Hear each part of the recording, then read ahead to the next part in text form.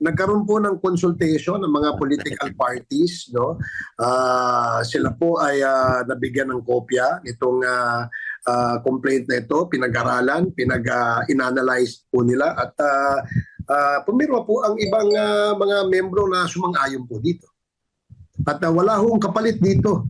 Ito ang issue po dito ay transparency, accountability, at saka rule of law. No? Desisyon ng sarili ko lang.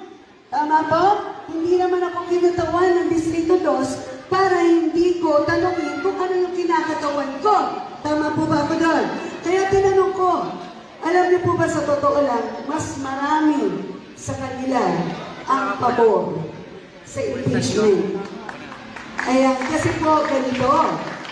Alam naman natin, hindi na ako magpapaka-ipokrito sa inyo. Hindi na ako na kapag tayo ay hindi kasama sa majority, karamihan na nangyayari, karaniwan na nangyayari, nawawalan ng pondo. Tama po ba ko doon? Baka mamaya, pag bumoto ko ng impeachment, hindi na natin ito maituloy. Di ba? Kasi yung podong inilaan dito, baka makuha na. Di ba? Nakukuha po ninyo. Nakukuha po ninyo. So, ano po ba? Kung kayo po ang nasa kalagayan ko, kasi nga, desisyonan ko to, o hindi ko to desisyonan, may masasabi at masasabi yung kalaban. Tama po ba ko? So, ano mas iisipin ko? Ako na lang ang sasalo lahat ng mga pambala niya. Di ba?